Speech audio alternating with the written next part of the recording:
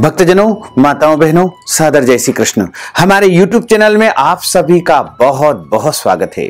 सबसे पहले आपको और आपके पूरे परिवार को चैत्र नवरात्रि, दुर्गाष्टमी, रामनवमी की बहुत बहुत शुभकामनाएं और बधाइयां। भगवान श्री लक्ष्मी नारायण का तथा माता रानी का भरपूर आशीर्वाद आपके जीवन पर सदैव बना रहे।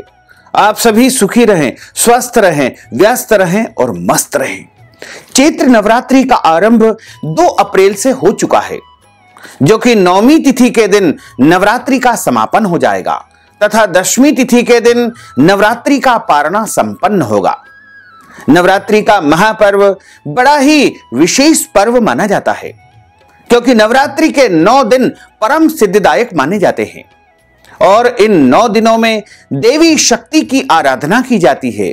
भगवती जगदम्बा का विशेष पूजन अर्चन किया जाता है। प्रत्येक व्यक्ति अपने जीवन में बहुत मेहनत करता है, लेकिन मेहनत के अनुसार उसको अपेक्षित परिणाम प्राप्त नहीं हो पाते हैं और जीवन में बहुत संघर्ष बना रहता है।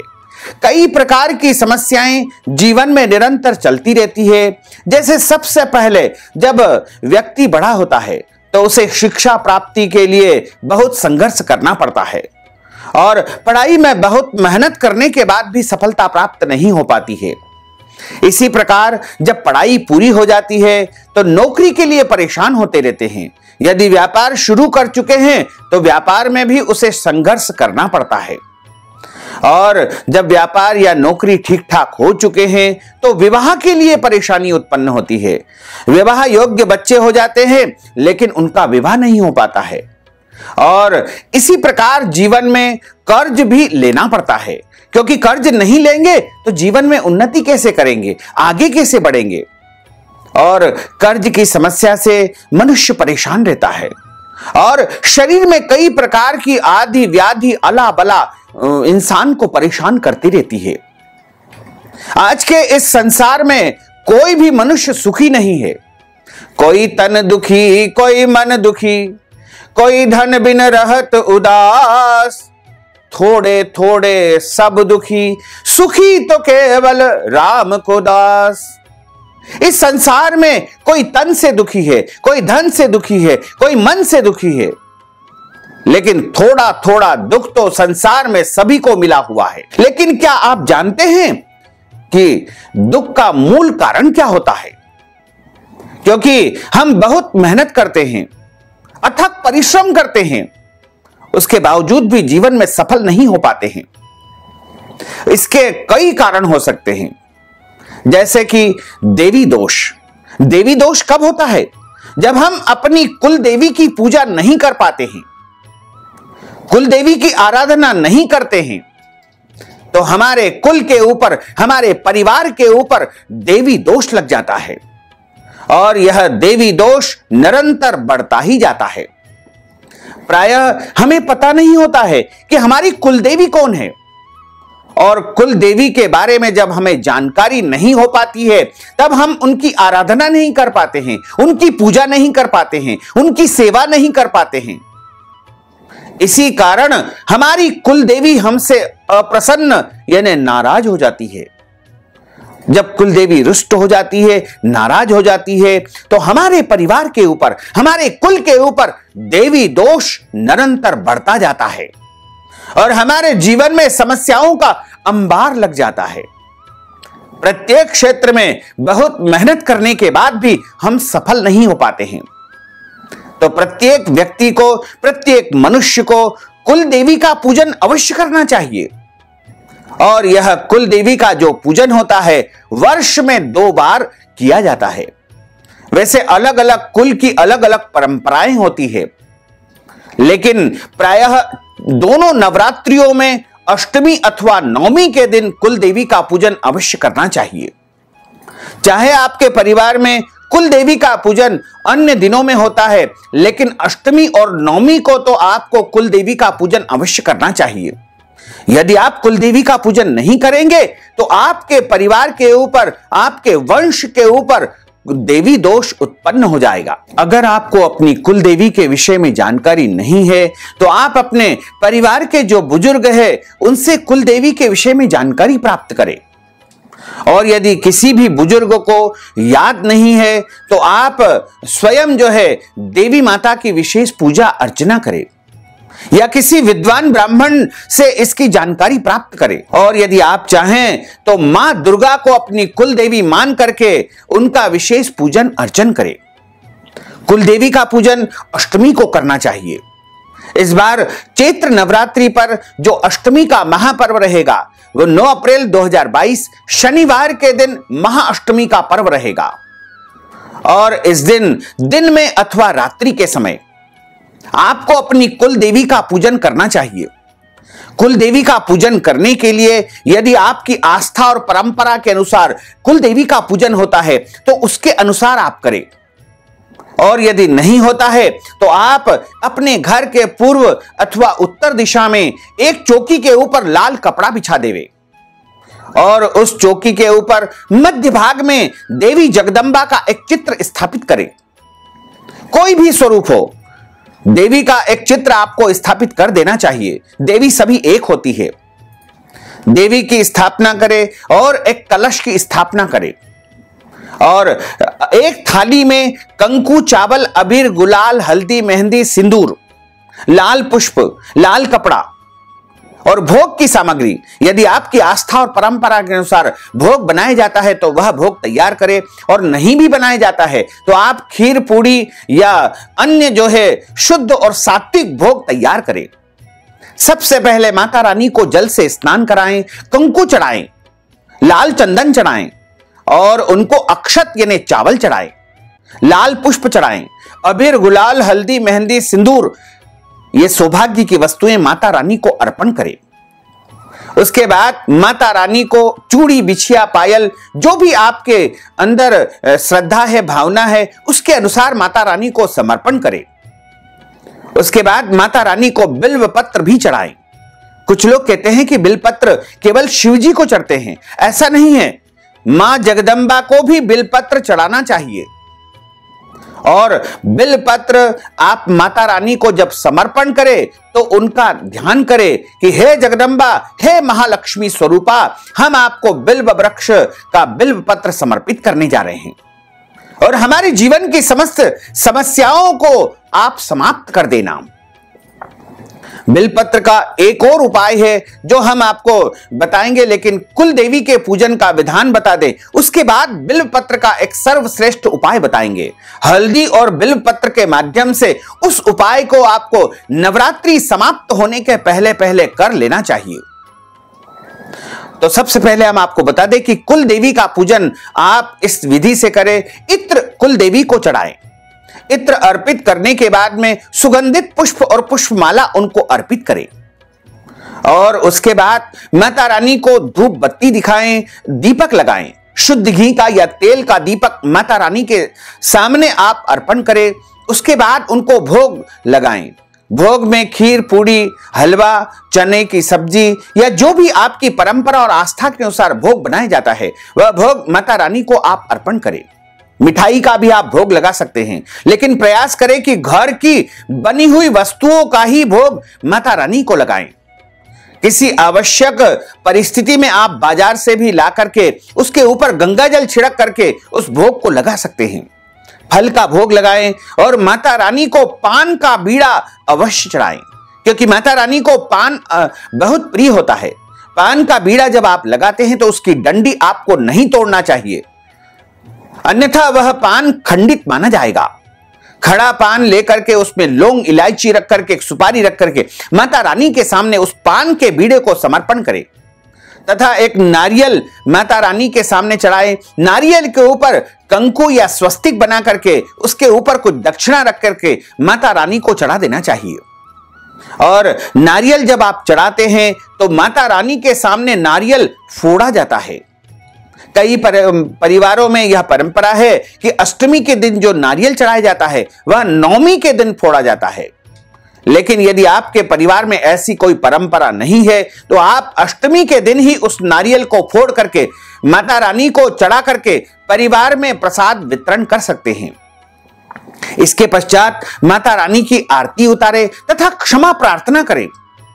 उनसे क्षमा प्रार्थना करें कि हे कुलदेवी, हमने आपका अपनी श्रद्धा के अनुसार, अपने ज्ञान के अनुसार और हमें जिस प्रकार जानकारी थी उस प्रकार आपका पूजन अर्चन किया है। इस पूजन में जाने अनजाने में कोई भी त्रुटि हो गई हो तो हमें क्षमा कर देना, क्योंकि कुपुत्रो जाये तत् क्वचिदपि कुमाता न भवति। ऐसा लिखा हुआ है कि पुत्र कुपुत्र हो सकता है, लेकिन माता कभी भी कुमाता नहीं हो सकती है।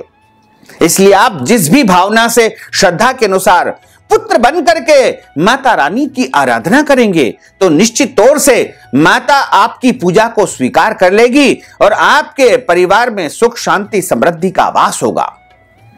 कुलदेवी का पूजन आप अष्टमी को भी कर सकते हैं, दिन में भी कर सकते हैं। यानी 9 अप्रैल 2022 शनिवार को अष्टमी है तो आप अष्टमी को भी कुलदेवी का पूजन कर सकते हैं, या फिर नवमी के दिन यानी 10 अप्रैल 2022 रविवार के दिन भी कुलदेवी का पूजन आप कर सकते हैं। वैसे 10 अप्रैल 2022 के दिन राम नवमी का महापर्व रहेगा। प्रभु श्री राम पूर्ण पुरुषोत्तम प्रभु श्री राम का प्रागट्य नवमी तिथि के दिन हुआ है। तुलसीदास जी ने रामचरितमानस में लिखा है कि नवमी तिथि मधुमास पुनीता शुक्ल पक्ष अभिजित हरि प्रीता। चैत्र माह के शुक्ल पक्ष की नवमी तिथि के दिन अभिजीत मुहूर्त में दोपहर ठीक 12 बजे प्रभु श्री राम का प्रागट्य हुआ है। इसलिए राम नवमी का पर्व सभी को बड़े ही धूमधाम के साथ में मनाना चाहिए। इस दिन प्रभु श्री राम का विशेष पूजन अर्चन किया जाता है और नवमी के दिन भी आप कुलदेवी का पूजन अर्चन कर सकते हैं। नवमी के दिन में अथवा रात्रि के समय भी आप कुलदेवी का पूजन अर्चन कर सकते हैं। इसी प्रकार जो भक्तजन पूरी चैत्र नवरात्रि का व्रत रखते हैं उनको व्रत का पारणा अष्टमी अथवा नवमी को कुलदेवी का पूजन अर्चन करने के बाद कर लेना चाहिए। और यदि ऐसी कोई परंपरा नहीं है तो वो दशमी के दिन यानी 11 अप्रैल 2022 सोमवार के दिन सुबह सूर्योदय होने के बाद लगभग 3 घंटे के अंदर अंदर आपको नवरात्रि व्रत का पारणा कर लेना चाहिए। यानी नवरात्रि पूरा व्रत करने के पश्चात दशमी तिथि के दिन व्रत का पारणा कर सकते हैं। दशमी तिथि यानी 11 अप्रैल 2022 को सुबह 9 बजे के पहले पहले आपको व्रत का पारणा कर लेना चाहिए। इसी तरह नवरात्रि का जो पूजन अर्चन करते हैं उनको हवन कार्य अष्टमी अथवा नवमी को करना चाहिए। हवन आप निवारण मंत्र से कर सकते हैं या फिर ओम दुम दुर्गाये नमः बीज मंत्र से कर सकते हैं। और हवन करने के बाद आपको सर्वप्रथम कन्या भोजन करवाना चाहिए। कन्या भोजन छोटी छोटी कन्याओं को ही भोजन करवाना चाहिए। 10 वर्ष से अंदर की जो कन्याएं हैं वो सर्वोत्तम मानी जाती है, उसके ऊपर की कन्याएं भी पूजनीय मानी जाती है। लेकिन यदि मिल सके तो 10 वर्ष से अंदर की कन्याओं को भोजन करवाएं। उनको भोजन करवाने के बाद में आप उनको तिलक लगा करके उपहार स्वरूप कुछ फल का दान या फिर पेन पेंसिल या दक्षिणा का दान भी कर सकते हैं और उनको चुनरी या वस्त्र भी आप प्रदान कर सकते हैं। इस प्रकार नवमी के दिन अथवा अष्टमी के दिन आप कन्या पूजन करके उनको दान दक्षिणा प्रदान करें। उसके बाद स्वयं व्रत का पारणा करें और विसर्जन का कार्य जो होता है वह नवमी के दिन भी हो सकता है या दशमी के दिन भी हो सकता है। यानी नवरात्रि संपन्न होने के बाद दशमी के दिन भी आप विसर्जन कार्य संपन्न कर सकते हैं।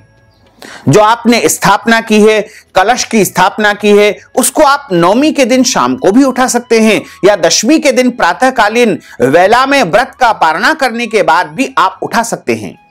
जो वस्तुएं आपने अर्पण की है वो आप ब्राह्मण को दान कर देवे या मंदिर में दान कर देवे, या उस निमित्त आप यदि स्वयं उसको स्वीकार करते हैं तो ब्राह्मण को उसके निमित्त नगद धन राशि भी आप प्रदान कर सकते हैं।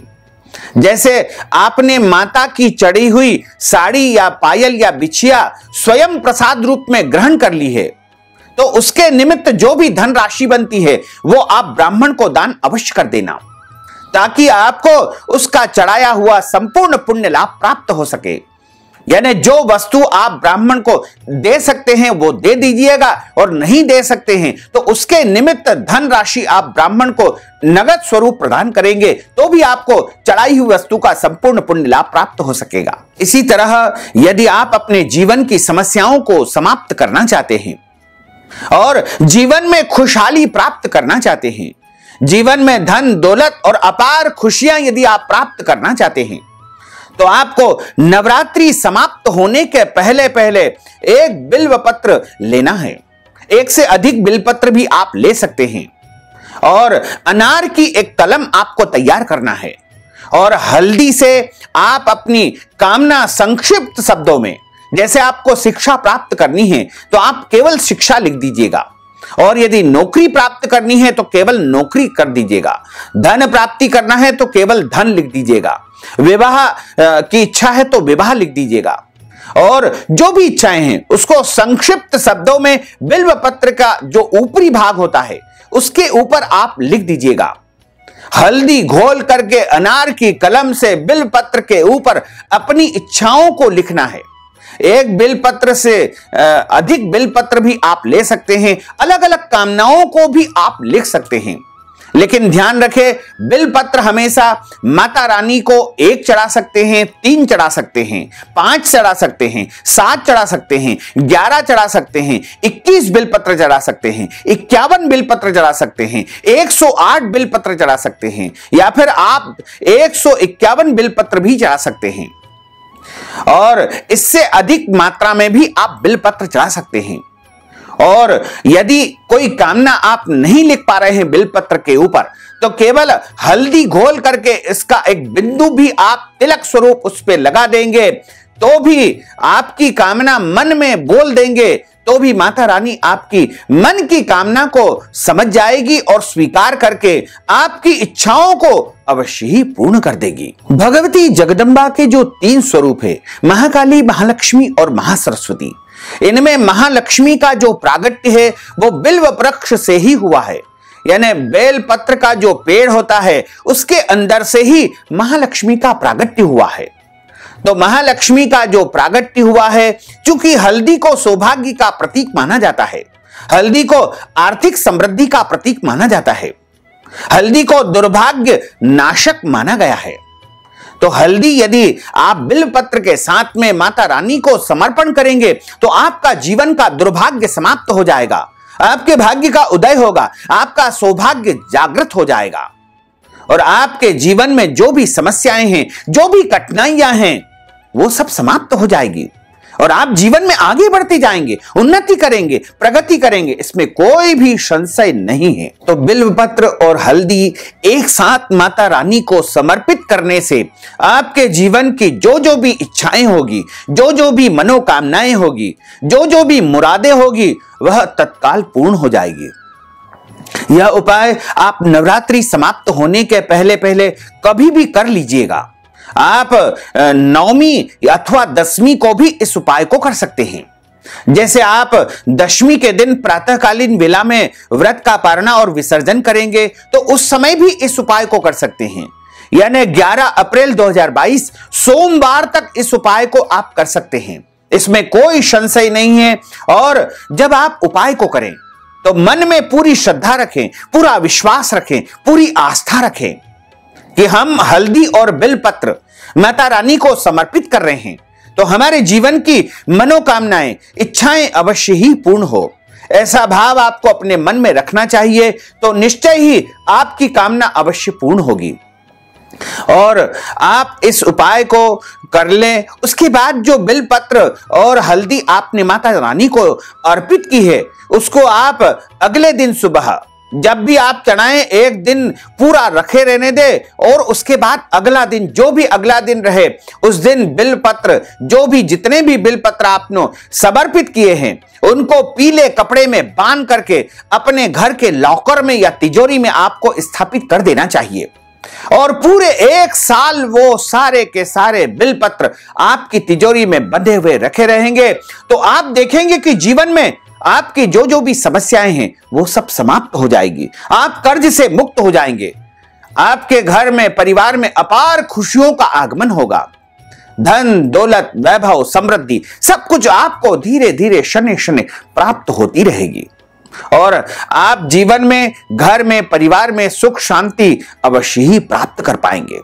तो भक्तजनों, माताओं बहनों, अगर आप नवरात्रि के निमित्त, कन्या भोजन के निमित्त नगद राशि प्रदान करना चाहते हैं या फिर नवरात्रि के निमित्त कोई भी पूजन कार्य संपन्न करवाना चाहते हैं या अपनी कुल देवी का पूजन हमारे माध्यम से करवाना चाहते हैं या फिर आप कन्या भोज या भंडारे के निमित्त नगद राशि हमें प्रदान करना चाहते हैं, तो आप हमारे पेटीएम के माध्यम से, गूगल पे के माध्यम से या फिर अकाउंट नंबर के माध्यम से नगद राशि पहुंचा करके अपना नाम तथा गोत्र हमें भेज करके कुल देवी का पूजन करवा सकते हैं, कन्या भोजन करवा सकते हैं, देवी पूजन करवा सकते हैं, नवरात्रि का हवन संपन्न करवा सकते हैं या नवरात्रि का पूजन आप संपन्न करवा सकते हैं और चैत्र नवरात्रि का संपूर्ण पुण्य लाभ प्राप्त कर सकते हैं। तो भक्तजनों, आप सभी से अनुरोध है कि हमारे इस ज्ञानवर्धक वीडियो को अधिक से अधिक लोगों को शेयर करिएगा, लाइक करिएगा, कमेंट करिएगा और यदि अभी तक आपने सब्सक्राइब नहीं किया तो अभी और इसी समय सब्सक्राइब अवश्य कर लीजिए। आपको और आपके पूरे परिवार को सादर जय श्री कृष्ण, सादर धन्यवाद।